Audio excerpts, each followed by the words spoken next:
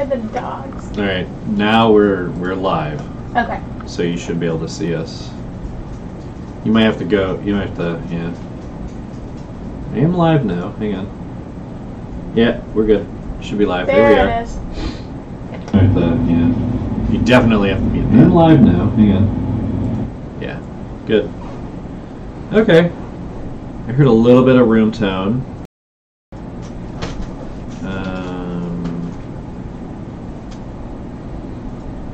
I don't want to put too much of a noise filter on it like I did before, because it got to be a bit much. Ugh! Mild obsession time. Vulcan Me is so cute. Yeah. You see, I made my beam too big, and I don't have the assets separated for some reason. So. Hi, Flips. Here we go, Space Flip. Can't see him. Nah. Won't you be our neighbor? Alright, so I'm gonna turn you down. Okay. Woo. And see if that does a little bit. I'll tell you when to talk. Okay.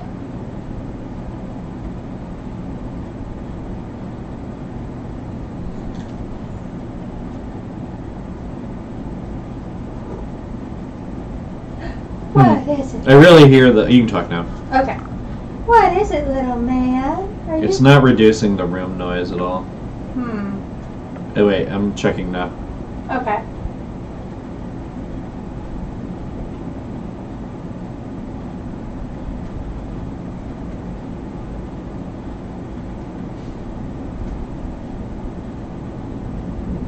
Yeah.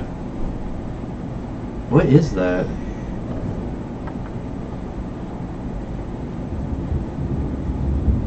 Figuring shit out. It's not the thunder, is it?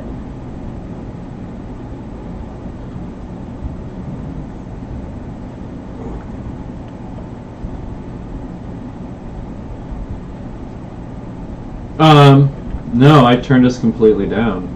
Oh. Wait, did I? How can I hear us talking about this then? Magic?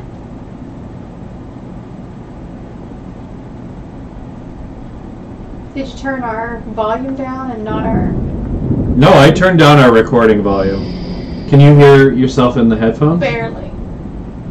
No, because I turned us down. Now you can hear it, right? Yeah, I can hear now. We have another... I feel like there's another microphone that's on.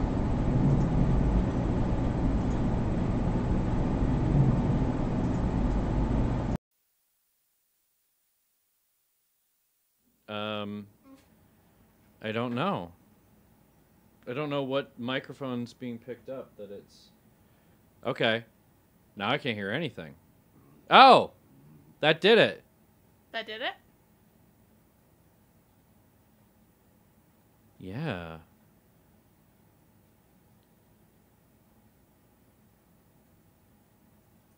Now... So default's not going to work. What is default set to? Set to the right thing. That's very strange. I think the... Because this web camera has a mic on it. You think it might have been picking up that one? Yeah. Could have been.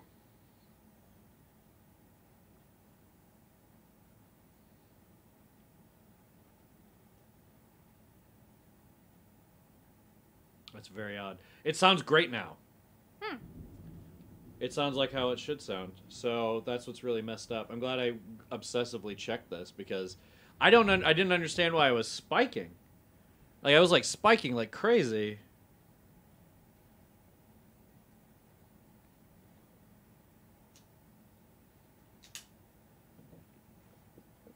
So now we're much more quiet.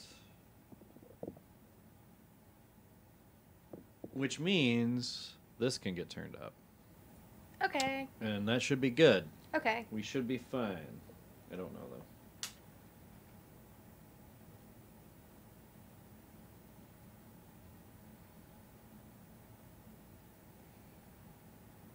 I'm listening in this ear. And this ear is the real-time ear. Oh.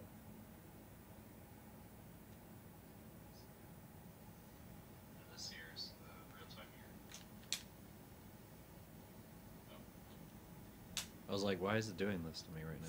Sorry. No, not you.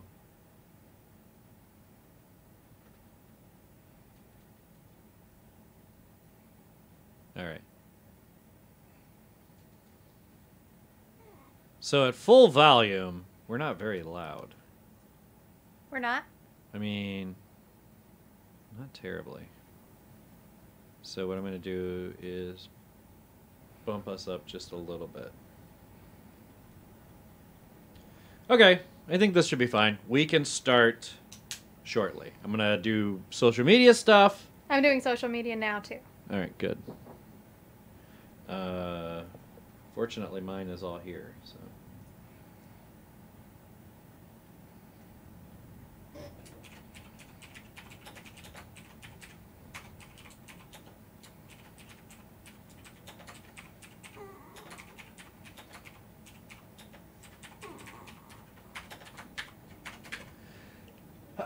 Shush, little dog.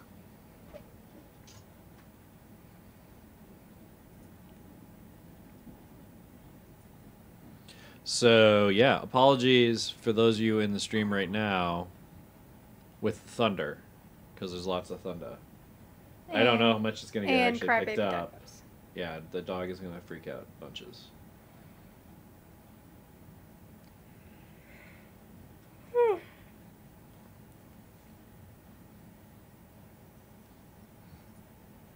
All right. Let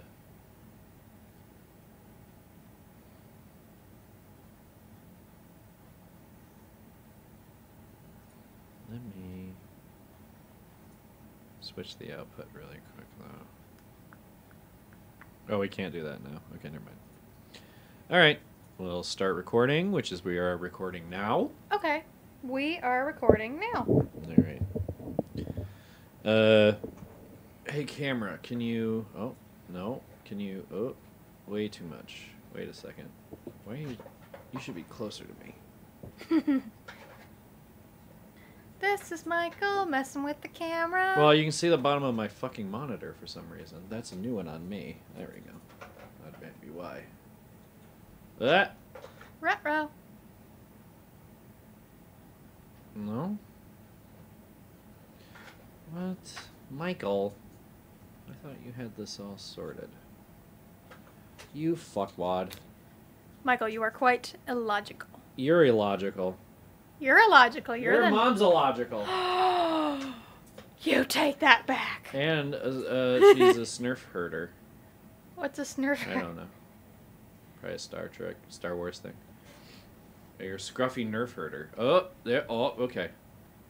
Let's not do that autofocus. Let's fix that really fast. Holy fuck. Let's get rid of that one right I fast. keep forgetting. Oh, I keep forgetting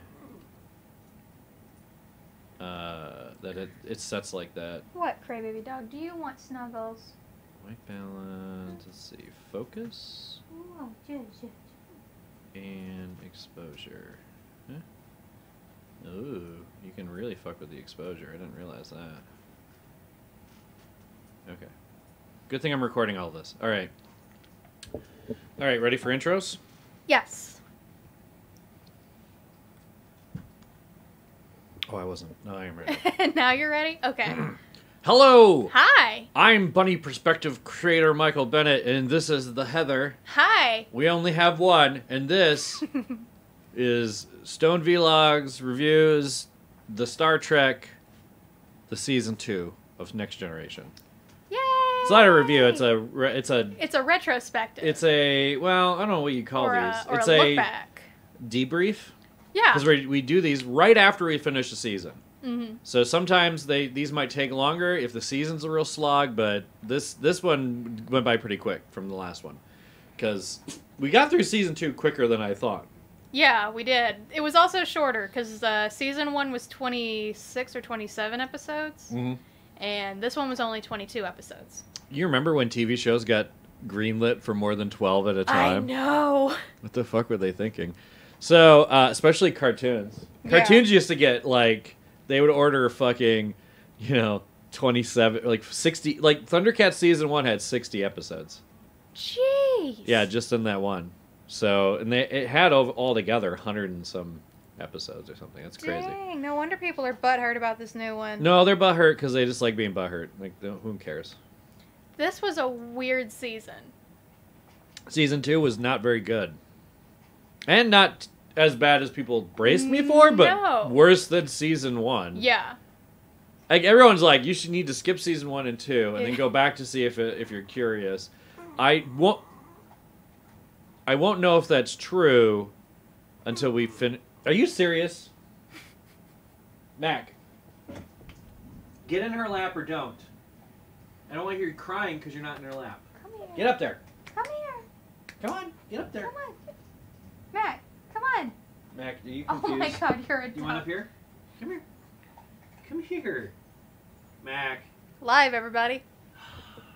Call me a crybaby dog. Fucker. Come here, buddy. Come here, buddy. Where's your butt? Where's your butt? Where's your butt? Then shut up. Either get in someone's lap or stop crying. Oh,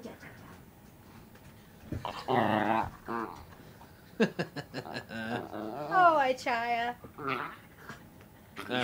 All right.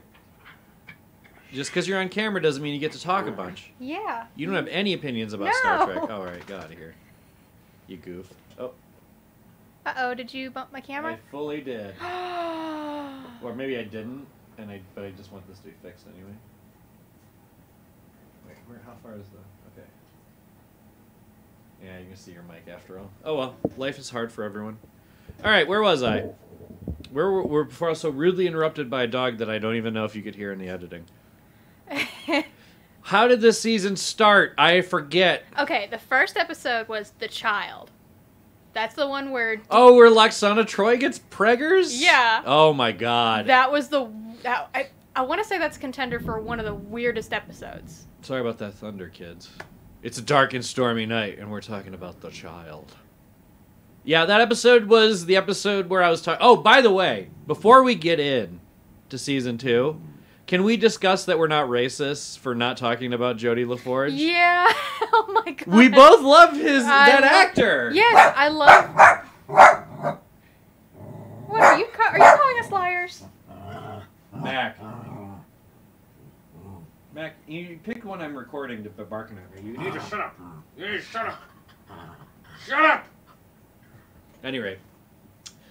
So we didn't forget Jodie LaForge on purpose? He just wasn't that big of a deal in Season 1. Like, he was a character, he did stuff. He didn't do nearly as much in Season 1. Yeah. I think once they got rid of Yar, they had more wiggle room to do more things with the other ones. Yeah, because Yar got a lot of attention. She did. Even though her actress wasn't very happy with how that first season went. Apparently, there's a lot of stuff going on with Yar that we didn't know when we were recording the first one, and I haven't looked into it beyond. I believe we got a comment on on the last video that was very long and very informative. Yes. So don't think that I will not I've read all these comments. I just haven't didn't respond to many of them because we like to get new information. Yeah. And we might do. But it makes sense. But it makes sense with what we were talking about Yar with last time, why she left the show and why her episode was so bad when she left the show. Yeah. I was trying to get to that point before we got to a different point. Right. But Jodie LaForge, we forgot to talk about him. He's blind. Yeah, he's cool. Yeah, Jordie's Season 1, I think. It's not that he didn't know what to. They underplayed him. It's not that they didn't know what to do with him, like Lwaxana Troi. Like, I don't think they ever know what to do with her in the first season, aside from have her look at Riker longingly. That was Season 1. Season 2, they definitely knew what to do with Lwaxana Troi. Get that bitch pregnant. Yeah. You can't bark at every little thing I do. I know you're stressed about the thunderstorm, little dude, but I'm only talking. So Lwaxana Troi gets pregnant in the first episode coming back. Yeah. It's a weird episode, and it's not very good.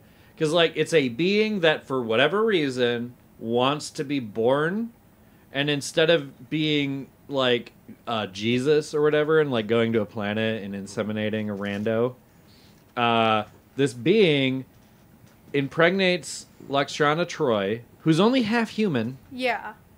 So you're already like, oh, so all that plumbing works the same? And it feels like if Yar were still around, they would have picked Yar. Yeah. I think, not because Yar is particularly feminine, but because that would be an actually interesting counterpoint. Like, if Yar's character wasn't killed, I think she'd been a more interesting target because she would have had much more of a visceral reaction to being pregnant, whereas Electrona Troy is just like, sucks that I'm pregnant now. Data, can you help me down the hall? Stupid. No, she wasn't. Like, she was happy to be pregnant. Yeah, that's my point. Yar wouldn't be. Yeah, exactly. And that would have been a better fucking story. I feel like the same thing. Like, the whole time, Electrona Troy is very fucking okay with being pregnant and having a kid that rapidly grows up. Like, she's stupidly okay with it. Like, she's okay with it to the point where I'm like, none of this makes any sense. Like, none of it made. It was a bad episode, but it wasn't like. It wasn't the worst episode. It wasn't the last episode. We'll get to that, guys. Briefly. I mean, you'll know when we're talking about the last episode because it'll be us talking about episodes from season 1 and 2 that we already talked about. Yeah. Anyway, okay, so the child episode, besides it being weird and sexist, was there anything noteworthy about it? Like, I don't think we learned anything, did we? Just that Electrona Troy is okay with being pregnant. Yeah, and yeah, it was a weird episode. It's a bad episode. And the child just dies. Like, yeah, it disappears or something, right? Well, he doesn't die. He's an entity. Like, he's like a being. So he like just fucked off to go do whatever he wanted to do.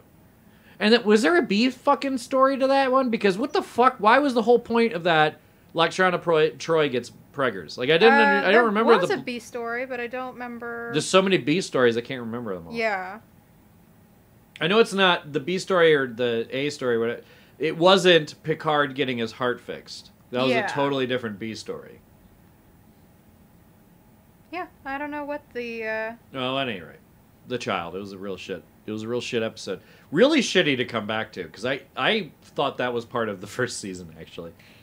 Yeah, it kind of blends in with that first season. I don't think people had that much trouble with seasonal stuff when, pre-Netflix. But post-Netflix, when it just runs through, you gotta, like, pay attention. Yeah. Okay, so... Did we learn anything about anyone? Should we talk about Geordi? We did just breeze over the fact that... We just talked about that we didn't talk about Geordi. So should we talk about... our impressions of Geordi after 2 seasons? You mean Data and Geordi in the morning? Yeah. I do mean that, but I also mean... But Geordi also bonds with... he bonds with Crusher and Riker. Yeah.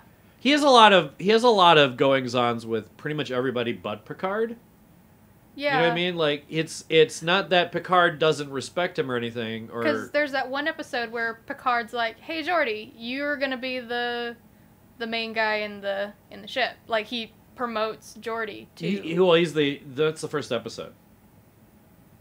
Oh, first episode he gets promoted to engineering. No, there's the episode where he gets promoted to run the ship because everyone's down on this planet, and Geordi has to learn how to be how to be the commander when. Did I fall asleep during this? You one? might have, because. What episode? When was this? Was it Geordi? It was Geordi that ran the ship? Pretty sure it wasn't Worf? No, Worf was that no, it wasn't Worf. I can't remember. I guess you're right. No, Worf... everyone's run the ship this season, by the way. Yeah. Everyone's had a turn, except maybe Data. And even Data, I think, had an episode where he was... Well, Data got to run the ship in the first season when everyone got sick. Oh, that's right. Yeah, that's right. Okay, well, anyway. Fuck. You can tell we're Trekkies because we're, like, talking about random fucking episodes and, like, discussing, just, like, okay. So, in this season, you got the episode guide in front of you. Is there anything we should talk about besides me bitching about Electrona Troy getting pregnant? I could probably do for an hour. But... well, how about we go to the next episode, which was also kind of boring. It's the one where Silence has Lise. That was the one about the deaf ruler, and he had his interpreters. Oh, yeah. And they had to go down to the planet. But when they got down there, one of the natives killed all of his interpreters. Yeah. So he had to teach them how to speak sign language. Yeah. That was an episode. Yeah. It was interesting that he had 3 people that were with him that would interpret for him. That even was though really they didn't, cool. like, he didn't really talk or anything, did he? No, he was deaf. No, but he didn't do anything. Like, they just talked for him the whole time, right? Yeah, All yeah, 3 of those guys? yeah, he had like a mental link between all 3 of them. Yeah, that's right. One was like his lust, one Yep. was his kingly duties and whatever, and one was like his smarts. Yeah. Yeah. I'm sure the guy was the smart one. And I think a guy was his lustiness. It was the lady that was. It was a his lady who was kingliness. lust. Was the lady? Or no. No, I was gonna say I think the guy was the lusty One of the guys was lust, and the lady was the kingly duties. I believe so. Women gotta be boring. You know what I'm saying? In the 90s or 2000 or 80s rather. It's still the 80s. I keep forgetting. Yeah. Crusher's uniform looks better. It does. And wear that fucking sweater. Wesley is a lot better in this season. Yeah. He's got his moments, like the Selkie episode. That one was shit. Yeah, what was the Selkie episode? The one where he gets a crush on this girl, but she turns out to be a monster. No, I liked him in that one. No, at the end he doesn't like her anymore because she's a Selkie. Turns around.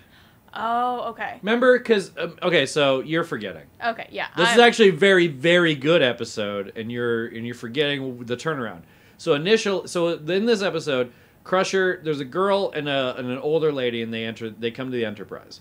Later on, you see that lady talking to a girl. That girl from Twin Peaks. She's the waitress. I can't think of her name off the top of my head for some reason because I just can't. Don't worry about it. But the waitress from Twin Peaks, who's dating Bobby through most of it, and then ends up dating David Lynch, she's the actress that plays this girl that the lead girl that we're talking to is talking to. Okay, comes to find out, the 2 of them are shape changers, and their true form is this. Their true form are these ugly bugbear beast things, but their true form isn't that. It's just one of the forms that they take. Yeah. Their true form is like a being of light. So this is what happens. Wesley meets a bitch. It's actually very good. It's a very good accepting of a transsexual if you didn't know they were a transsexual going into a relationship episode kind of thing. Because what it is Wesley meets the girl and he's like, oh shit, I'm into this girl. And then turns out she's an ugly bug person. And he goes, I don't like this ugly bug person. But he thinks about it, and he ruminates on it, and at the very last second before she leaves, he goes to see her off. Because at first, he makes a big hairy deal about her being uggo.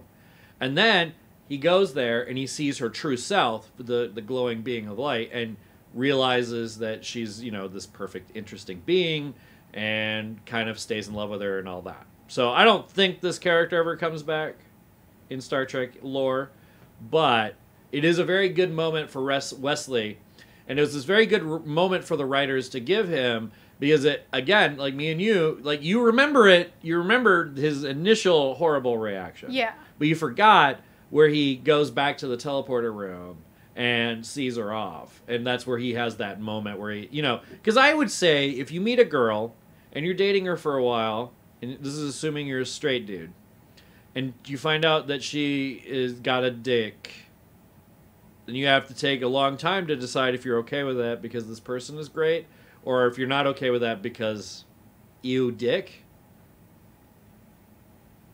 That's basically what this episode is about. I like that episode. One thing I do like, well, I guess I didn't remember how good it was, but another thing about that episode, he goes around and he asks folks about, their experiences with love. And they all have completely different. That's why I think I think you're forgetting that this was a good episode. Yeah. I was trying to be mean and hey, idiot, you're forgetting. But no, that one's the one where Worf tells him about it, and he just goes, oh, sorry, Worf, never mind. And then, what else was there? Riker and Guinan. Yeah. Riker puts the moves on Whoopi Goldberg, and Whoopi Goldberg's fully into it. Tell me more about my eyes. Super good. Just the moment where Wesley's like, I don't think this is my style. Whoopi just goes, shut up, kid. Then get the fuck out of here. I'm trying to get my clamate. By the way, let's talk about Guinan. She's a new character. Guinan's a new character. I like her. She's not in it enough. No, but she's a little Yoda-y. but when more she's human. Yeah. But when, well, I mean, like, she's like this intelligent being that they're not quite sure of her race origins. She knows things more, but we don't geniusly and then very intelligently. We don't find out that Guinan is important until Q shows up, and Q actually respects her authority. Yeah. And then you're like, okay. So again, Star Trek plays with these interdimensional beings, like these giant conceptual, like, elder things. But they're okay by being like, yeah, but they look like people. I mean, like, you know, like there's a balance to the universe where sometimes cosmic beings, or if they're interacting with people, and most of the people around them are people, I feel that they can take that form. Obviously, Q can take whatever form he feels like. Yeah, I feel like if Q was messing with like the Klingon ship, I feel like he would take the form of a Klingon. Yeah, and he would rub in the Klingons' racial background in their face. Like, you know, he would have done the same thing to them that he did to the Starship Enterprise. But the only reason we know the only reason we know Guinan is an interesting ultra being of some kind is because of this fear that he respect. It's not really fear, because Q doesn't exhibit fear. He exhibits annoyance and pettiness. Yeah. But he doesn't go so far as to ever be like actually shaken. He's also, I think, Q, I felt like this the one Q episode we got this season was one of those 2 steps forward, 1 step forward, 2 steps back for the character. Yeah. Because, like, season 1, we got 2 episodes with Q. Mm-hmm. One is the first episode ever where we meet him, and we meet the new crew. And the next time we meet him, it's Riker's there, finally. And he gives Riker the Q abilities. And not very seriously offers to let Riker join the Q continuum, which would be stupid to not join, by the way. Hey, Riker, you're supposed to pick the fucking Q continuum, okay? At any rate, so like, but he comes back in this episode, and apparently he's been kicked out of the Q continuum, Mm-hmm. and you're like, that's a thing you can be kicked out of. Why? I mean, I don't feel like they really explained why in that episode. I felt like the reason they wanted this episode is they knew they wanted to do the Borg, and they wanted one new cosmic alien horror to introduce it to the next cosmic alien horror. So I think they wanted to show, and I think that's why they diminished Q a little bit. I think they wanted to make Q a Puck-like antagonist, and then we would have this like very scary Borg elder thing concept. Like, and the Borg are terrifying too. The Borg are, I mean, you see image. It's like, okay, it's like the Daleks in Doctor Who. It's the only comparison I can come up with. When you see somebody dressed up like a goofy, dumb robot, your brain goes, that's a dumb, goofy robot. But when you're in the setting and these things are happening and you have the context of the characters, you realize how fucking crazy scary they are. Also, their method of assimilation, where it's like a dead-ish body being animated by parts and everything, is really macabre and interesting. Why is it all people? Yeah, that's kind of weird. You know, like, they say, the Borg are out here, and they don't have, you know, but where did they get the people if they've never met the Federation? Now, granted, I'm cognizant that across the universe there are human-like races all over the place, and that's probably where they've been collecting them from. But it would have been nice, it'd have been more interesting, I think, maybe if they had more of an alien. Like if they or just if there's some aliens. Like in if there. they just sort of collected dead bodies and like reanimated them with their. Well, they do more than that. Like they take over ships and they take over beings, you know, completely, you know. So I don't know. Like I said, like the Borg are interesting. But this idea that they're way off in deep space, but they're populated by a bunch of human beings made into Borgs. I'm just saying, like, where does the human cookie cutter stop being a human cookie cutter? Like, how far out into the galaxy can you go? Because I assume that both Q and Ganon, those are not their true forms. Both Ganon and Q looked at each other like a dog and a cat, and were like, "What are you doing here? What are you doing here?" So, any rate, what I'm saying is the Borg should have had some more liar cats in there or something.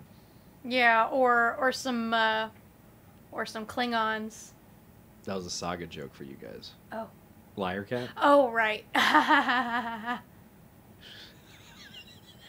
Trying to think of an alien that I could just drop as a reference that wasn't like a Greedo or something, like a Rhodian or something.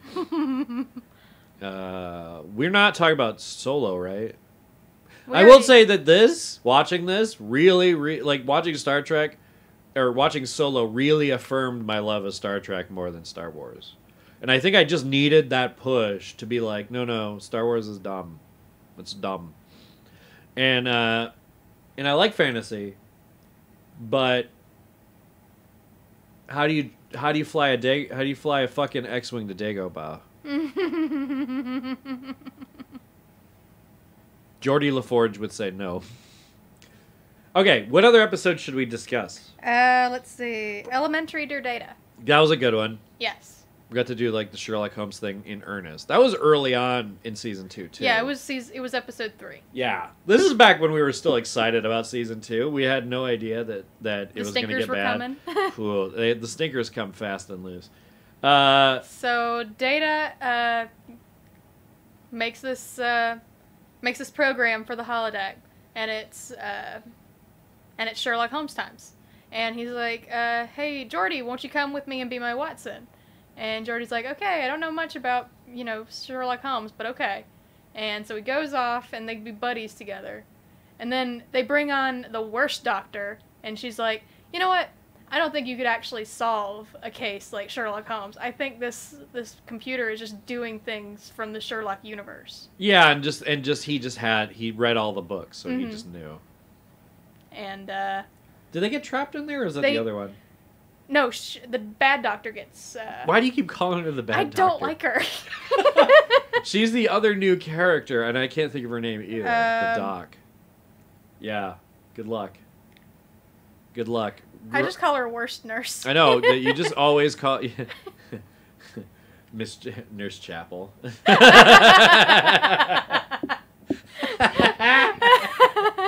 Holy shit. Yeah, didn't you notice that she was always trying to bang that Vulcan that was hanging out? Okay, sorry. But yeah, she gets kidnapped by Moriarty, who is played by the guy who plays Niles in The Nanny. Uh-huh. And Data comes and saves her. Well, what they did is they made the computer... I'm confused. Is this the one where Moriarty gets out of the holodeck and realizes he can't exist outside of the holodeck? Yeah, that's the one.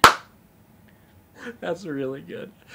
That one... Okay, so why that episode is fun for me is a character on the holodeck realized that he was a character on the holodeck and wanted to get out, but didn't... Like, it was really good. It was really clever.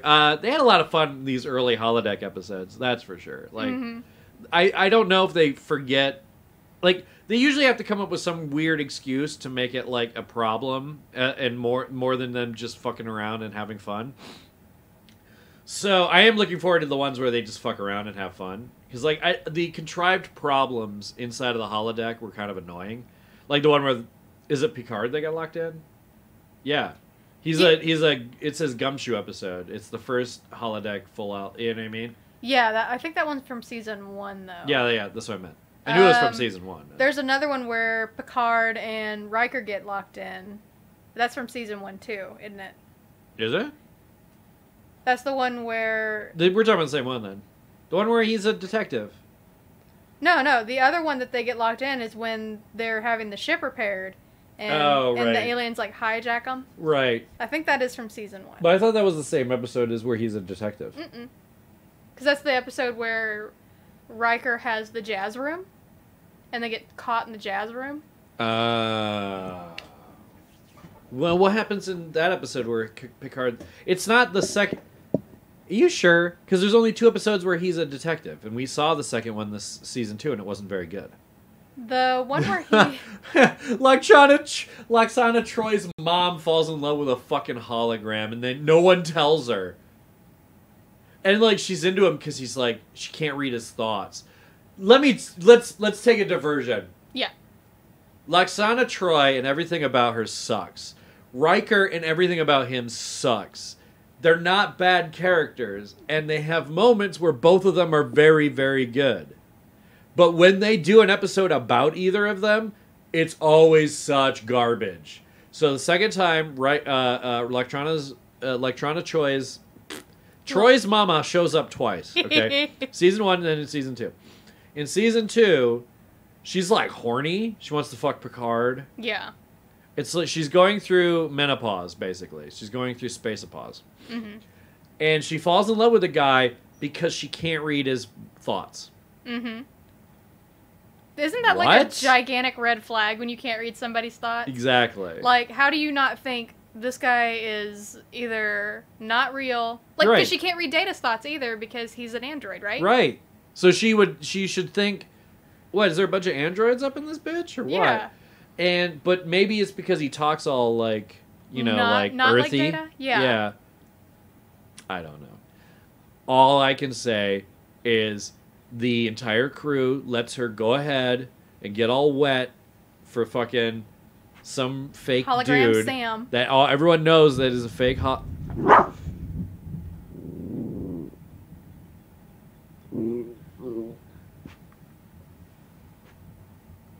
Thor said no. I like Star Wars. He's a friend from work. I really want to see Ragnarok. It's coming to Netflix. Okay, thank fuck. Soon? Yeah, okay. This month. Yay! I'm finally going to see it. Me too. Shit. And then we can go see Infinity Wars when it gets to Netflix. Apparently, Infinity Wars ruins Ragnarok. Because, like, at the end of Ragnarok, it's all celebrating, and they're going to go back to Midgar or wherever the fuck, and they're going to fix it. And then in the very beginning of Infinity Wars, they just kill everyone in Olympus or wherever the fuck. Ted, those are both not right, are they? Is Midgar right? All right, anyway. Is Earth Midgar, and what's heaven called in? Asgard. Asgard, that's right. Midgard is Earth, and what's Hades called? Asgard. They're going to go back and fix Asgard. I think they just can't go to heaven if they don't die in battle. So, like, heaven Well, Valhalla is a whole other thing. Oh, okay, yeah. That's not what I'm talking about. I mean, like, they don't have a hell then. Yeah, they don't have a hell. You just walk the earth through eternity. That's right. Okay, anyway. Norse shit. My point is, Ragnarok is ruined by Infinity Wars. But Infinity Wars is still an okay movie. Alright, whatever. So, before we were so rudely interrupted by thunder, Lwaxana Troy's mom. So he goes through all that, and like that whole episode, was there I'm gonna keep going, what was the fucking B plot in that? Because every fucking B plot is ignorable and retarded. Not all of them. There was the one where it was... Nearly all of them. There was the one where they were trying to throw Worf a surprise party. That was pretty fun. Yeah, that one was a good B plot. Because it was Wesley, Data, and Geordi. Yeah. And they're all like, well, what the fuck's wrong with Worf? Worf's all pissy, and everyone's like, shit, he's usually like only pissy if they're not killing people. Like, like Worf is only visibly angry when Worf goes, shall we fire for torpedoes at them? And Picard goes, no. And he goes, but I wanted to. But yeah, Wesley finds out through digging that it's like Worf's anniversary of his ritual for becoming a man. It's like his birthday. Yeah, and no one knows about it, and there's no other Klingons on the ship, and so honestly, Worf got a lot of good episodes this season. He did. This one was a good Worf season. Go on. But anyway, Wesley is like, Data, can you make this simulation for Worf? And Data does it. Because he basically controls the holodecks. Yeah. And Geordi invites everyone and so does Wesley, and they all sort of just have this little party for Worf. Yeah. It was good. Mm-hmm. I thought that one was one of the better episodes. Like, when they say season 2 has no good episode, or like season 1 and season 2 are bad, I understand what they mean. I don't have context for what they mean, because I haven't seen 3, 4, 5, or 6, which are the reason people remember this series stuff. But there were a lot, like I said, the whole thing with Crusher realizing the true beauty of somebody was that's a very high-minded Star Trek-y thing. There's been a few others. We should probably talk about Riker and his stupid dad, since we talked about Troy and her stupid mom. This is the one where I kind of realized that there was a trope of them setting up an episode in a previous episode. Yeah. So, like, the episode that sets this one up, Riker says, I used to cook these eggs for my dad because he hated cooking. And so in the next episode, we meet Riker's dad, because Riker is going to inherit a ship. No, Riker inherited a ship.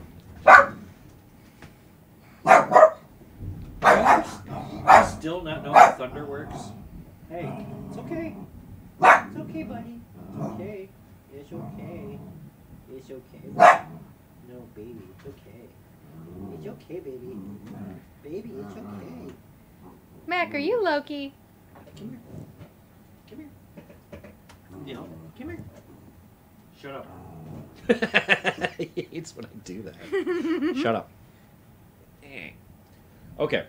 What? Riker. So they set up Riker's dad they set up that Riker had a dad and no mama, which is why he's so into Troy, clearly. She's very motherly. Mm-hmm. Troy is super motherly this whole season, too. Yeah. Like, somebody's having, like, just random assholes having a bad day. Guess who shows up to be like, are you having a bad day? Troy. And she does it to Data, too. Yep. Because he gets upset because he loses a game to this really good game player. This really annoying character actor. Yeah. he loses. Whose makeup looks like it's coming off. It's so bad. His makeup was real bad. I've seen that character actor a bunch of times, though. I mean, he's all over the place, that character actor. But he was real bad in that one. Well, not bad. I like the character, actually. He was really perfect but his makeup was horrendous. Like, they just put things on his cheeks. It seems like that shouldn't have been such a big deal. They just didn't know how to blend it right. So what happened, the guy has really thin, and I can almost identify for sure because I'm thinning in the same kind of way. But, like, it's all thin right here, and you can see his scalp, but the makeup stops here. Yeah. And then it's very obvious that his scalp comes in. And then you can see where his scales are. Yeah, it was really, really... He was basically a few steps away from the Cheeks girl from Eraserhead. Oh, yeah. Like, not great. Not great in prosthetics. Because Cheeks girl isn't great prosthetics. It's weird and interesting, but not great. But, yeah. And but my point is with Riker and his dad, it was almost exactly mirrored to Troy and her mom. And because the mom episode came after it, I got so fucking annoyed because I'm like, oh, of course we had a Riker episode with his dumbass dad. So, of course, we have to have a fucking Lakshana Troy episode with her stupid, dumb mother who just shows up to be a fucking woman cliche. Mm-hmm. Like, that's all she is. I'm surprised that she does the thing. She has heavy luggage. Mm-hmm. And she has Lurch carrying it around. And Riker picks it up. Was that joke in the first season? Yeah, but she made Picard do it. Yeah, that's right. And everyone thinks it's going to be lighter than it is, and then it's really heavy, and then they carry it awkwardly. It's a dumb bit. It's a dumb bit that hack writers in the 80s would write because it was still okay to write hacky bits about women in their shoeboxes, essentially. That's how I read it. Every time I see these jokes now, in general, but like even more back then, I just think, fuck, how do these men deal with all these hat boxes? There's so many hat boxes for them to contend with.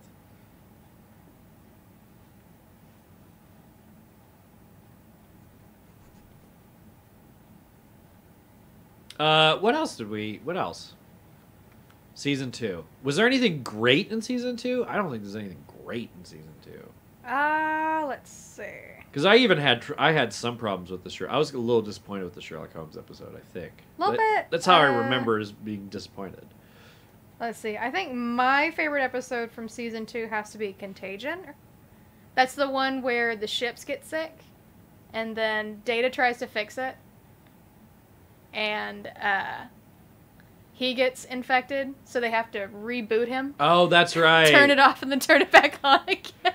It's the ship. Yeah, the ship, it's got a computer virus. That's Yeah. right. So what happened was the Enterprise finds a ship in distress. The ship blows up. Yes? Think so? The ship gets destroyed one way or the other. But not before sending whatever they sent, whatever their beacon was that they got from them, they sent this virus over. So this virus is like taking over the Enterprise. Geordi's like, I don't know what the fuck's going on. And then Data hooks into it, and then it starts taking over Data because it's just it's a virus. It's a computer virus. Before computer viruses were a thing, too. Yeah. And they shut down the Enterprise and start it back up again because the way Data gets rid of this virus is before his computer brain is completely overwhelmed by it, it shuts down, like he dies. And they do a whole thing where he's dead, Jim.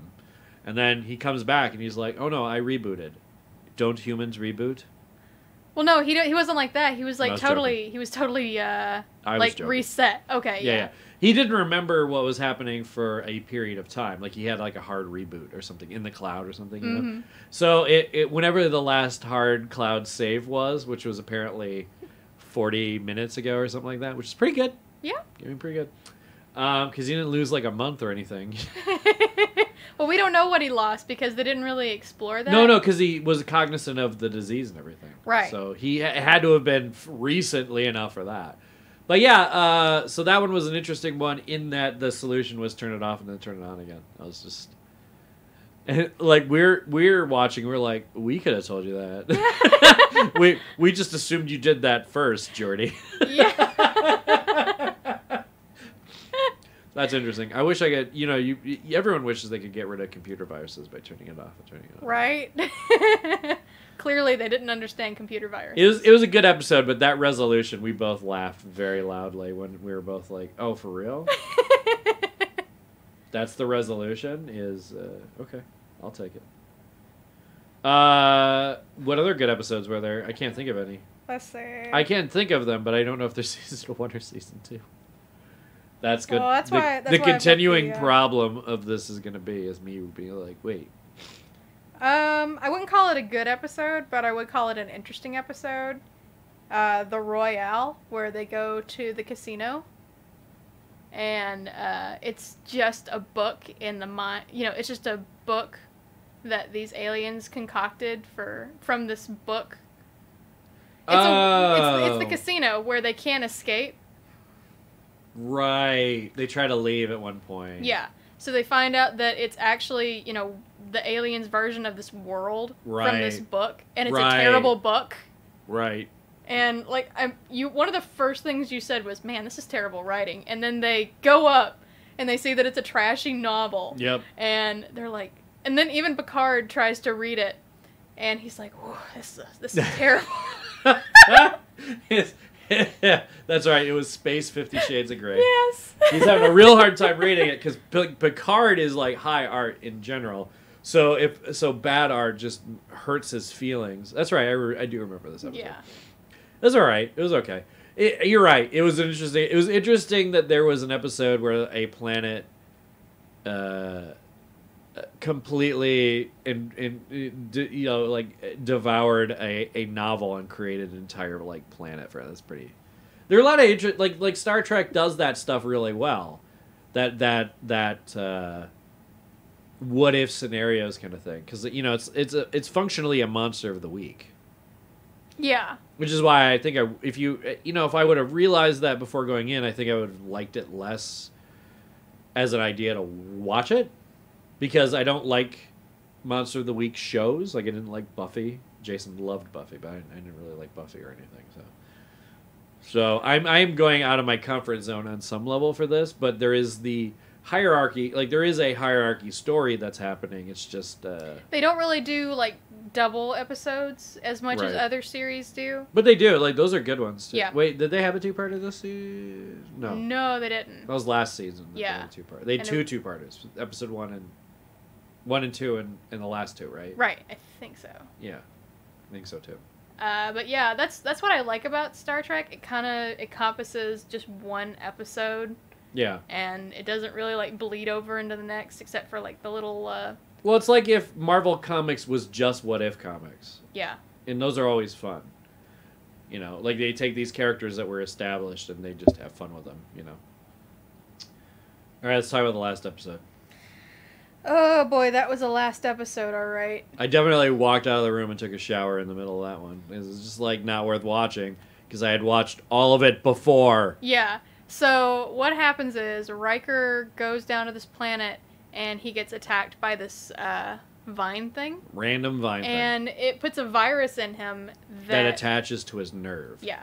So they have to knock him out and hook him up to a brain pokey thingy. They that stab his brain with sticks. needles, and they just like trigger memories. So they Yeah. trigger happy memories, they trigger sad memories, they trigger scary memories. And that's their excuse for a fucking clip show. Yes. So we see like long ass clips from episodes we've already seen. We've seen pre-Beard Riker. We see Yeah. Actually, when we were watching it, for a second, I thought, stupidly, because there's no way they would have done this, because they would have been too smart. Stupidly, I thought Riker was in his old memories, because I was doing something else, and I looked up, but I was listening to dialogue from the first episode again. Yeah. And I was like, Wait a minute. yeah. And I was hoping, like, for a second, for a brief fucking second, I was like, is Riker going to be, like, seeing his memories and he's got like gotta work through his no only Nothing. the Doctor and Troy are the only people commenting on anything. Mm-hmm. It's all just clips, and they're like, "No, maybe we should find one that's sad instead of horny." Like, this whole section of horny thoughts he has. Yeah. And Star Trek has not been above a clip show because, you know, you remember the menagerie and then they just redid the whole menagerie Yeah. in one episode? Well, and in Star Trek, the original, The Trial. Yeah, But that's not the way it happened. No, that's what I'm talking about. Oh, okay, yeah. So, like, they had the episode, The Menagerie, that was the pilot episode. Yeah. And then in the trial, they take 2 episodes to be like, oh, so this is what happened. And they basically just show the episode. whole thing. Yeah. Yeah, because they had it, the pilot was out, but it didn't do very well. And they also, I think when the pilot, I think it aired, but I don't think it aired like, widely? you know, yeah, like I don't think they played it as often in syndication either. Like they might not have at all. They probably didn't. So, because Kirk isn't in it until, you know, because he's not in it. Yeah, I think the only... There was no Kirk I then. think the only one who's in it that actually stays through it is Spock. Yeah. Because either they killed off characters / they just, you know, they didn't... You know, pilots are weird. Pilots can be really weird. But it was interesting because then you see, and Pike's in that fucking thing, and Pike's in Discovery now, apparently. So Pike is a big deal in Star Trek because he was technically the first Kirk. Like, technically, he's Kirk. And he's a pretty Kirky Kirk. Yeah. Well, Piker. Riker and Pike. Pike is in the new Star Trek. Yeah, Discover. Well, he's going to be. No. The new Star Trek movies. Oh, okay. I think he's the captain before. Because, you know, it's always got to be a different captain, and then something goes wrong, and then Han Solo takes over. I mean, oh my God, Solo was just the first Star Trek movie. Like, Heather's going to watch the first Star Trek movie. She's like, we already saw this. It was called Solo. I swear to God. It's not that every plot point was taken from it, but there's like a lot. There's a lot where Han Solo is trying to be Kirk. Well, we can't watch Star Trek the motion picture until we get the dungeon sorted, because I gotta be totally immobile for this. Oh, right. Why? Because it's boring? I hear tales. Yeah, the first movie is really boring. No, I mean like the new movies. Oh, okay. I meant the new movies, you silly fuck. Okay. Solo copies new Star Wars to like in aggressively annoying ways. Like I think you could probably break down the two movies. Start the first Star Trek, '09 Star Trek, and just Kirk. Like if you just follow Kirk stuff, if you ignore Spock and Uhura and Sulu and all that shit, like because they're not barely in it, and Bones, whose nickname is "All I Got Left Is My Bones." Why is Bones' nickname Bones? Do you know? Because doctors used to be called Sawbones. Okay. Do you know why he's called that in the new Star Trek? Because he's horny. Sort of. He's in the chair, he's in the thing, and he meets Kirk for the first time, and he's older. And he goes, "My wife got everything in divorce. All I got left is my bones." That sounds dumb. It is dumb. You know how you do that? Is he goes, if you really want that nickname in there, because you didn't need it, really. But if you wanted that nickname in there, this guy goes, "My name's McCoy, but, I'm a doctor. And I'm going to be a doctor on this ship. Damn it." And then Kirk could go, "Oh, you're a doctor, so you're a Sawbones, eh?" And then just turn it into Bones. But no. Well, can't. I kind of always thought that they were all in academy together. No, not really. Not according to the new movies. Oh, okay. The new movies make Starfleet look like the Army. Ah. When it's not. It's really like a high-end military academy. Like, Starfleet is like the highest echelon of that. You know what I mean? Like, the people on the Enterprise. There's a reason why it's a big deal that Wesley Crusher is on the bridge. Mm-hmm. It's because, A, he's like a little baby child. And B, it's like the Starfleet Academy. Now, granted, they have a bunch of civilians and other people for different things. And they talk about how they're always not going out on scientific missions. Yeah. Like, they talk about how there are other ships that do research. So, stuff like that. So, but anyway, the last episode of Season 2 was a clip show. And we hated it? I understand the function of clip shows. But even when I was a kid, I loathed clip shows. It feels like kind of like a cop-out. It's always lazy. Yeah. I can't think of any premise that used it without it, unless the premise was a joke. So, like, one of the best usages of the premise as a joke is Clerks, the cartoon. Did you ever watch Clerks, the cartoon? Mm-mm. It's like one of the best things Kevin Smith ever wrote post Mallrats? Movies. Post Dogma. Okay. Dogma's pretty good. Like, Jay and Silent Bob Strikes Back's very fucking self-indulgent, and Chasing Amy does not age well, and a few other movies don't work. But the Clerks cartoon, it was on ABC. It was back when they were just green lighting cartoons. The art style is done by the art director went on to do Kim Possible. So that tells you the time frame right after Clerks got canned. He did Kim Possible. Oh my god. So that's the art style. And so like what was I gonna say? So in Clerks, the first episode is introducing that there's a new Quicker Stop. By Alec Baldwin's in it, by the way. Nice. Like before Alec Baldwin came out, he's playing like a evil rich billionaire. And but anyway, so the second episode, they get locked in a freezer and have a clip show. That is brilliant. It was so good. This is also the same writing team that had a dream, and then they wake up, and then they had another dream, and then they wake up, and they have another dream where it's another person wakes up, and they kept doing that, and they were just like, what if we just did that for the rest of the episode?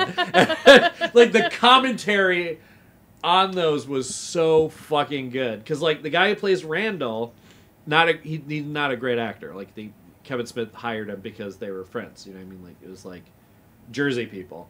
And the guy who played Randall, he had this part where he had to go, hey, ho, hey. And he couldn't do it. He had to get everyone in the studio had to get him going.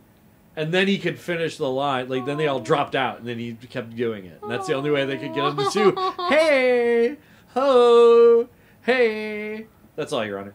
And it's really good. The other joke was, the other good joke in that episode, it's a trial episode, and the entire jury are NBA players.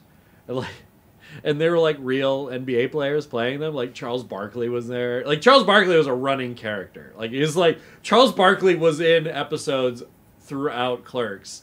Like they would do these Jay and Silent Bob teaches kids things, and at one point Charles Barkley shows up and they just go, "Get out of here, Charles Barkley!"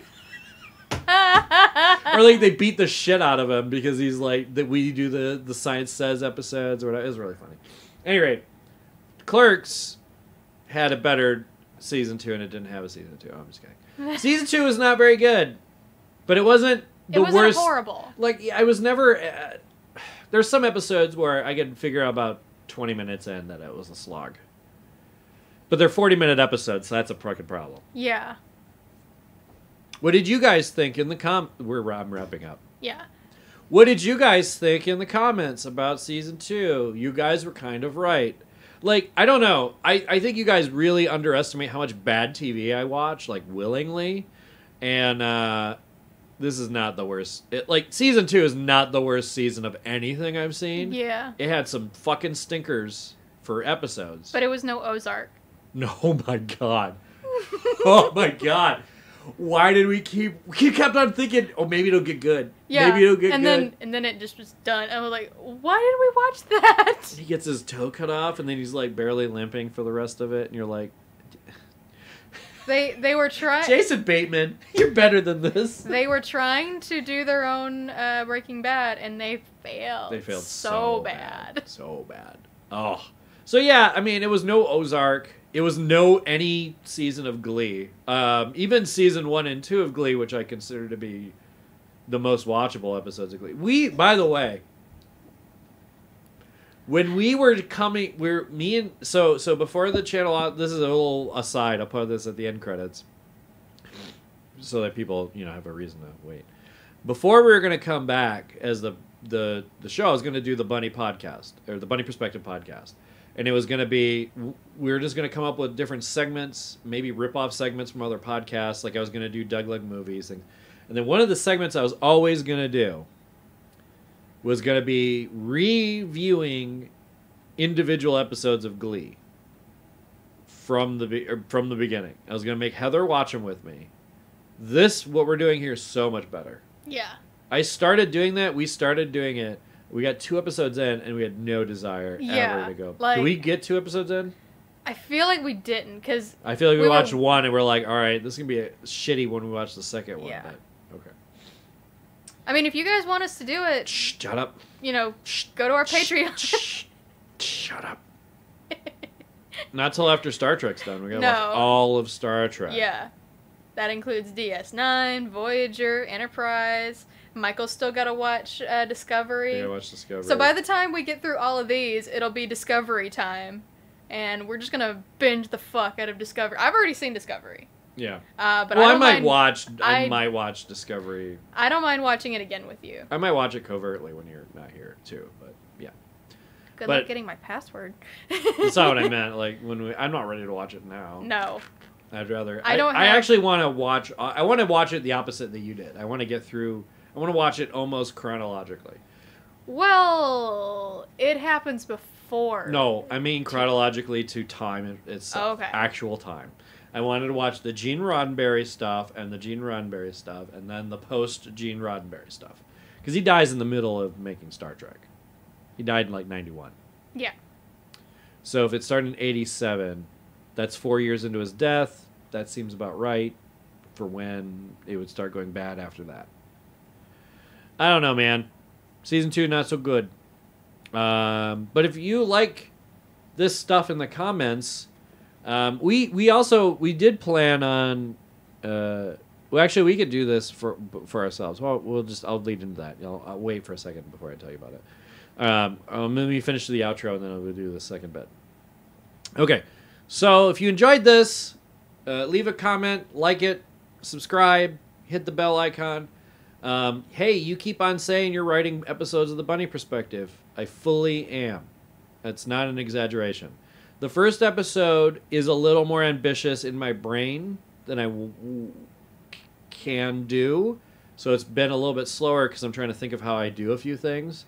But I am writing it. It's one of these things where when I write 1 or 2 episodes of the Bunny Perspective, it starts coming back to me. But boy, I'm slow going at it. And I've been doing commissions, and I'm trying to get stuff. It's been 4 years or so really shutting down on productivity. It's hard to get that generator going again, but it's starting to. Like I'm getting that old feeling when I get projects done and stuff. So the Bunny Perspective is coming back. I hope you guys enjoyed our solo review.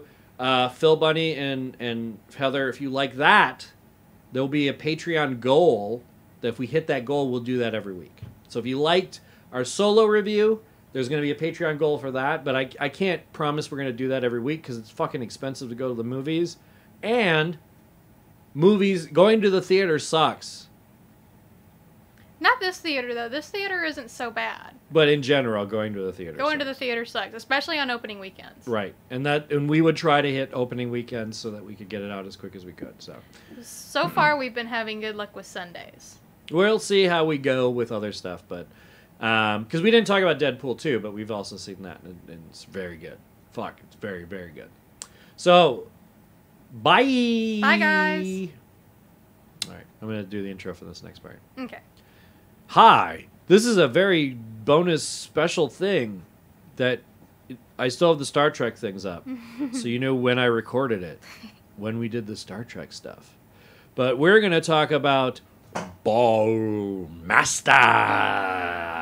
Ball Masters? We're not going to talk very long about it, but we're going to go real quick. Talk about a really great animation on Adult Swim. You can watch it now. I got clued into it because of Pizza Pan, whatever his name is. What is his name? Rebel Taxi. Yeah, Rebel Taxi. Rebel Taxi clued me into it with his shows that are good right now. Mm-hmm. He's like, OK KO is really good, but you should probably OK KO. Pretty popular. Like, people really like that aesthetic or whatever. Ball Masters. I had never heard of before. No, I hadn't either. You would think that we would have seen some promos for it on something.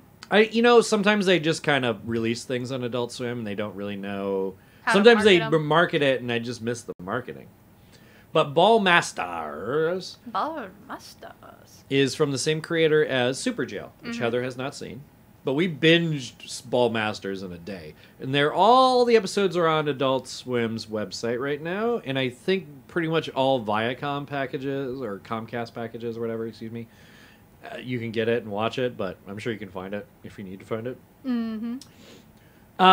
Who's in this? The girl from, the one chick from Orange is the New Black. Who I can never remember her name. The girl with curly hair with the drug problem. What's her name in Orange is the New Black, even? We watched too many shows, clearly.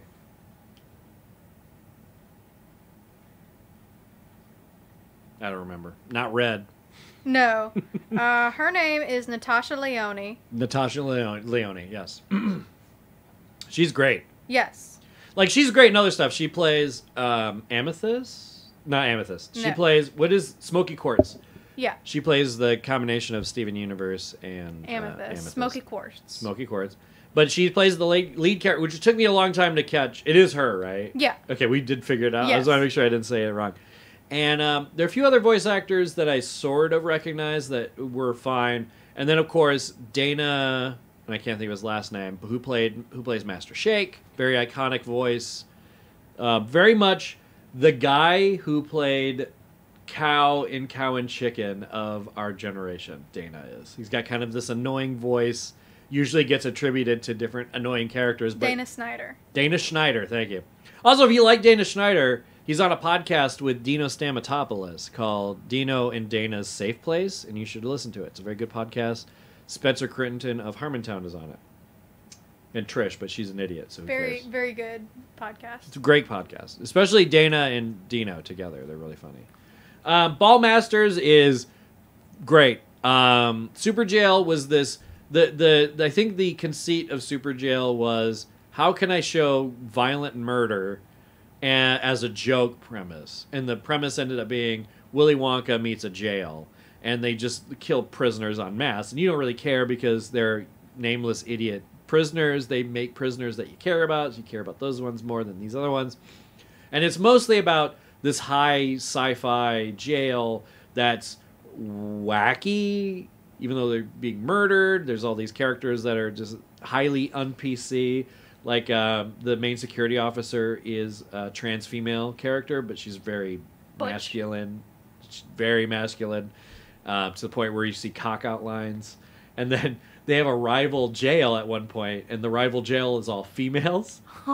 So then they have a male security guard that's... It seems, you watch it and you go, this seems a little... And then you watch it more and you realize these are all... They're making fun of these tropes from the 80s and everything. Like, they're not... It's not... Isn't it funny that she's trans? It's... Aren't these old stereotypes about trans people funny? Yeah. So, I understand that kind of humor can be dicey, because you can very easily go from that kind of humor to black people stink. You know what I mean? Like, as a joke premise. Like, you could go to that joke premise and be like, isn't it funny that people thought that? Then I'll make this joke. You know what I mean? Yeah. But they don't... I don't feel like it... I mean, she ends up being a real character, so it's not, like, as bad as it could be. Her voice, of course, is...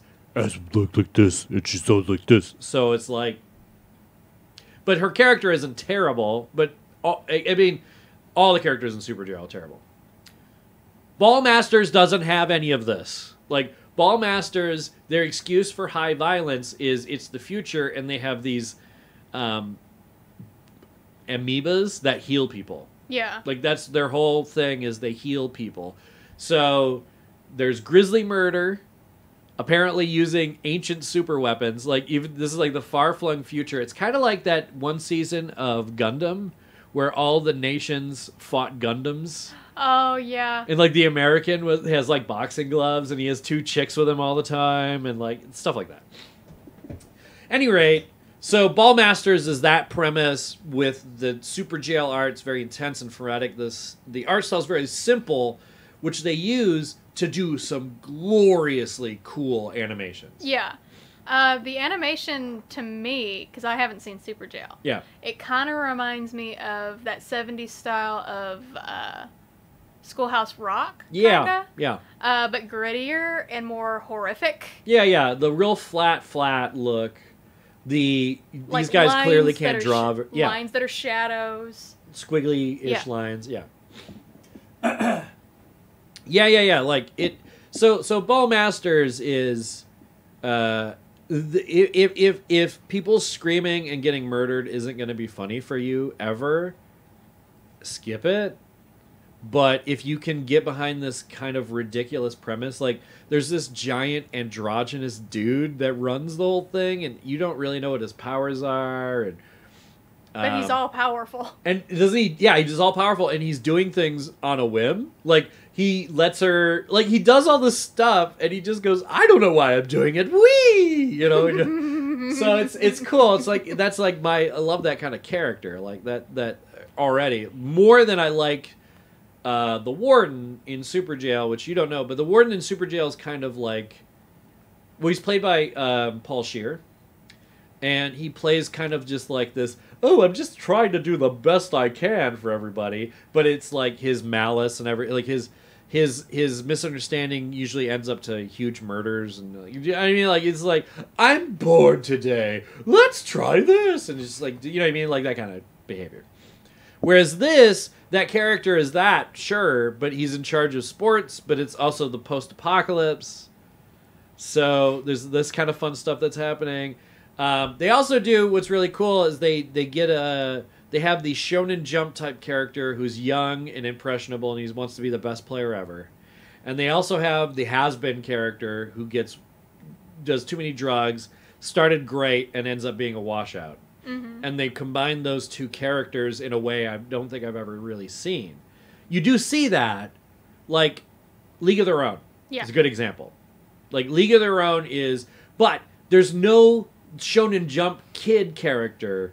There's just the gruff guy that used to be a baseball Hall of Famer, right? And then the whole team is his ambitious young kid, sort of. But it's not on this level, right? Because the other players on the main team, they're interesting and they're fun characters, but they aren't super important, you know? And then what's cool about Ballmasters, too, is they do that trope where everybody's been playing it this one way, but then the Ball character, played by Dana, and the kid combine, Gurren Lagann style, where the ball's in his crotch area, and then eventually they can transform into other stuff that's very Gurren Lagann-y, very Fooly Cooly when he turns into like the motorcycle. Oh yeah. Yeah, there's a lot of that kind of stuff that it really reminded me of. Like, they reference a lot of interesting animes. Popular ones, yes, but not always. Like Fooly Cooly is popular, but the way they reference it's really a lot more subtle. They reference anime and Western cartoons in much more subtle ways. Yeah. We're also talking about this through the haze of about a month. Like, we watched this about a month ago. Yeah. So this is a short one, and I just wanted to put this out as like an in-between thing because I will be putting out...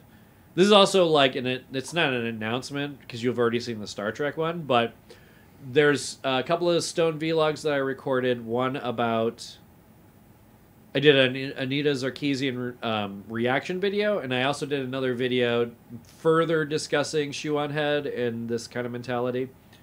I'll be editing those you'll see those after these because I'll be editing these quicker because not that more people want to see Star Trek, but I just want this to come out before this other stuff. So, if you're watching this is the Ball Masters conversation. We both liked it. We marathoned it. I hope there's a season 2. I didn't check, but I hope there's a season 2. And we will do this for... You know what would be a good one to do this for? This kind of format for? Venture Brothers. Oh, yeah. You've already seen all of it, though. Well, we could go through and, like, do a rewatch or something. Yeah. At some point. It's easy to rewatch. It's all on Hulu. And briefly, since we're here, Roseanne got fired or canceled. Yeah, I was gonna try and do a thing on it because I thought maybe there's something redeemable about this show. No, she was watching it, and there's some good episodes. There were not many. There were 2 good things that happened. Number 1, Dan and Darlene are the best characters. Yeah, they seem pretty good on every episode I saw them in. Darlene and Dan both felt like the same characters. Yeah. Roseanne felt very changed, and so did everyone else. Yeah. The only 2 good things that came out of this were Roseanne learns to accept her grandkid who likes to dress up as a girl, even though he's a boy. Right. He's not trans or anything. He just likes to dress like a girl. Which is it's an interesting character. There isn't that many characters like that because it's always got to be like extreme one way or the other. Yeah. And I like that. I like Dan's conversation with him. Yeah. I thought that was really Roseanne-y. Like, that felt like really like a Roseanne show. And until this whole racist outburst that she went on, apparently, I actually thought we were going to get a good reboot of a classic show. Yeah. Because Roseanne, I mean, I know Jason my brother just rewatched it like a year ago. And he's like, shit, that show holds up. Yeah. So it's a disappointment when a show, because Full House does not hold up. So the fact that we're getting a Fuller House in perpetuity is stupid and lame. But... and it's less deserving than a Roseanne reboot. It's just a shame that Roseanne herself is a polarizing asshole figure. Yeah, I thought, hey, maybe this show is going to transcend her being a Trump fan. Because, I don't automatically think somebody is horrible because they support Trump. Right. I like to give people the benefit of the doubt. Hey, maybe this is going to be an okay show. Yeah. And she had, a couple of good points. There was the kid thing, and then there was another thing where the whole episode she was hating on her neighbors because they're Muslim, and she was saying they're gonna blow the town up, they're this, they're that, but then she has to go over there and ask to borrow their Wi-Fi because the DJ's daughter, her mom is over in Iraq, and they were gonna do a Skype conversation, but the Wi-Fi went out. Gotcha. And then so later on in that episode, Roseanne meets the neighbor lady in the supermarket, and she's having trouble paying for stuff because for whatever reason. Right. So Roseanne spots her, but the cashier was really fucking mean to her. Right. To the Muslim lady. That classic racism thing where it's like, I won't be racist if I see other people being racist. Yeah, and she was like, hey, you know, this woman's going through a lot of stuff that you don't know about, and I'm going to talk to your manager about how you behaved. Thank God that white person was there to save that. Right? Muslim. But no, don't watch it. It's already been taken off Hulu. Yeah. It's already been taken, like, I don't think the original show's been taken down anywhere, but the new show has been taken down. Oh well. Not. What are you gonna do? I'm done. Not everything can be a Deadpool 2. So let's talk about Deadpool 2 for a second. Yeah, let's talk about Deadpool 2. So I think if we would have thought about it, I think we would have done a car review for Deadpool, a car conversation. But we were just excited to see it. Yeah. Deadpool 1's really great. The story is garbage, but it didn't need a good story. It needed good jokes, and it had good jokes. Yes. And when it didn't have a good joke, it had another good joke. If it has, like, people say this all the time, they machine gun jokes at you so much that if you didn't laugh at that one, don't worry, there'll be another couple that hit you. Mm-hmm. And I thought season 2, I thought movie 2 did that even better, because I think, well, I'll say this, spoilers. I'm really bummed out about them showing Juggernaut, or rather, I'm bummed out that I got a spoiler for Juggernaut before Juggernaut showed up. Yeah. But you got to see Juggernaut clean. Yeah. And you had no idea it was going to be Juggernaut. Yeah, I had no idea. Like, I thought it was going to be some, like, other giant monster, which I don't know anything about Marvel. Right. So I was super blind. Yeah. But you've heard of the Juggernaut. Oh, yeah. Like, he's been in movies. Yeah. So, but Deadpool 2 did something that I actually didn't expect it to do for me, and that was, it made me miss the X-Men universe, like, in a big way. Like, to a point where I'm probably going to watch the better X-Men movies in the near future, like, just for myself. Because I've never seen Days of Future Past, and I haven't seen Logan. Well, I mean, knowing that Patrick Stewart's in them, I kind of want to watch them. Well, the first two are okay. The third one's garbage. The Wolverine movies, there's one good Wolverine movie. Origins is horrible.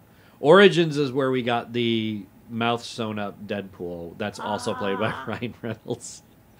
God damn, that was a fucking it was such a Why bad did they show. do that? They don't know what they're doing. They don't know what they're doing. They didn't understand Deadpool. They didn't understand any of it. They didn't understand it. They didn't understand comics back then. They really didn't. It really took, because like Iron Man and all that stuff was out, but I don't think Avengers had come out, so I don't think people had realized what we were building up to. Because those Marvel movies for a long time, especially if you watch, which would be interesting, but if you watch all of those old like Half in the Bags as they were coming out as each individual movie was coming out, I believe that the Half in the Bad guys, and pretty much everybody, but there who I was watching specifically, all said, we get that all these movies are advertisements for the next Avengers movie or whatever, but they didn't have any context because there wasn't an Avengers movie. You know what I mean? Like, right. So my point being, when they're making the X-Men movies, they didn't know there was going to be this big Marvel Cinematic Universe. So they didn't really care if they put in Gambit and he wasn't very good, or they put in the Juggernaut and he's played by Bullet Tooth Tony and he goes, "I'm the Juggernaut, bitch," and it's stupid as fuck. What they did do in Deadpool 2 is have Juggernaut say, "Yeah, I wear this helmet so that my brother can't read my mind," which is true because his brother is Xavier. And that's awesome, and not very many people... I mean, some people know that if they care about X-Men. I didn't know it. But Heather didn't know it. So there's good jokes in there. I thought there's amazing visual jokes. Apparently, Doug Benson was watching it. At one point, Deadpool's wearing a shirt with two cats on it and two names of the cats. And those are the names of Katy Perry's cats. And Doug Benson goes, "I just know too much about Katy Perry." That's how I knew about that. Because he does. He's talked about it on his podcast. Well, what are the kitties' names? Can't remember. You'll watch Deadpool 2 again, you'll remember. But whatever the kitties' names are, I can't remember. What else about Deadpool 2 that was good? the storyline was not better than the storyline in The first one. but it was. Because what they did is instead of it just having one generic movie plot, it had 4. Mm-hmm. It had a generic time travel plot, had a generic Child abuse and like parenting thing, had a generic suicide. well, generic my girlfriend got killed at the beginning of the movie, so I feel bad. Mm-hmm. And then all that stuff was happening, and then the last one being regrouping as a family and like but like all of those things are done in other movies. Mystery Men has a part where they have auditions, just like they do in Deadpool, and it's basically the same joke. They just cut to a person and they make a joke, and they cut to a person. But in Mystery Men, most of those guys, like most of them didn't end up being, but the ones with any kind of superpowers got through. The joke in Deadpool being anyone that auditioned got in, which was hilarious because Rohimder's there and he's just mad. Because they bring in Peter. Yes. The random guy. And then they just kill everyone off. They kill everyone off. Like I thought something like that was gonna happen because you were mad that they had said something about X-Force. Yeah, I was mad that the trailers was talking about X-Force because then, I didn't want to know about that going in. But then they just automatically everyone Kill dies everybody. in a horrific They way. kill everyone in X-Force except the one character whose powers they openly mocked. Yeah. Domino. Domino, who's great. I love Domino. Domino is amazing. Domino, there's a bunch of surprises to that movie. Did not think I was going to like Domino. I figured I'd like the kid, because I did. I did like the kid. And I knew I was going to like Ryan Reynolds. Boy, as much as I like Domino, I hate T.J. Miller in this movie. Yeah. And I think I hate T.J. Miller now, and I'm bummed out that that's true. But you can't make the Emoji Movie, defend it for feminism, be in mucus commercials. He's that Mucinex booger guy. Ew. Yeah, do you remember that? No. You ever seen those Mucinex ads where there's like I try to avoid those. Oh, okay. Well, T.J. Miller plays the voice of a Mucinex snot germ personified. Ugh. Anyway, well, the joke is that he wants to live in your nose, and then you get rid of him with chemicals. At any rate, T.J. Miller, boo! I didn't notice until his comedy special I watched. It was horrible. I really didn't like his comedy special. Can't remember why I didn't like it, but I do remember from then on, every time I saw T.J. Miller after that point, I was like... Well, he's just been controversial in the news lately. Like, I forget, he called in a bomb threat to somewhere. And it was like, dude, that's not funny. That's not funny. Especially in our current climate. No. Like, I don't think it's ever going to be. It's not been funny when it was funny. Yeah. Like when you're in high school and you want to get out of school. It wasn't funny then either. I don't know what else he's done other controversial things, like defend the Emoji Movie. That's almost bad enough. Like, and it's not like I'm not gonna sit here and be like, the Emoji Movie, blah blah blah. Everyone's stunned that to death. I'm just saying, he didn't distance himself from a movie. Like, oh, and that was a paycheck. Like, if you're in Mucinex ads, you can be like, well, I needed money. No one's gonna give you shit. Like, the guy from Silicon Valley is in fucking T-Mobile ads or whatever. It's annoying, but I don't hate him. Yeah. So, yeah, you're saying, like, there's something going on with T.J. Miller that I find that I'm disappointed in how much I dislike him, and I really disliked him in Deadpool 2. So, that started as just talking about ball fondlers, but turned into 3 little things that we discussed. Roseanne, Ooh. Deadpool 2, and ball fondlers. Ball fondlers? Ball master. Ball masters. Ball masters. So, if you like this little thing, I don't know how long it ended up being. It's probably longer than I anticipated. But if you like this, let me know in the comments. If you're Patreon, your name is here someplace. Hi, patrons. Hi. If you're a patron, your name's here someplace. And if you're hearing what sounds like exactly the same audio in the Star Trek video as this video, that is a very strange coincidence. I just said the same exact things, made the same exact mistakes. I did not cut this out and stick it at the end of the Star Trek episode retrospectively, like in the future. I didn't do any of that. I'm just literally saying the same things twice. You're not going crazy. And with that, if you like these little roundups of things, we'll try to do more of those in the future. Obviously, we did it while we were recording the Star Trek stuff, but we may do a roundup just for funsies, especially if we get to where we can't watch as much Star Trek as we want to. And on that note, if you like the car reviews that we're trying to do, all this other stuff, there's links in the description. There's a Discord there now. I will put a level of Patreon where I play certain games with people online. Let's have fun with this Patreon thing. You know what I mean? If you're going to give me money, I want you guys to be enjoying what you're paying for. So let me know in the comments. Actually, if you hate it, I mean, why bother? If you hate it, we're going to make a video especially for you, all about your comments. So fuck off, haters. Hate is gonna hate. Alligator's gonna alligate. I hate alligators. Say goodnight, Heather. Night, Heather. And that's it. So this is the goodbye for the live stream. Bye, guys. If you watched all of this, congrats. You watched the entire raw footage. And you can see the edited one. There's a link. He's eating his foot. You can see the edited one. There's a link in the description to my main YouTube page. If for some reason you're on my live page and not that page as well, please like and subscribe to both.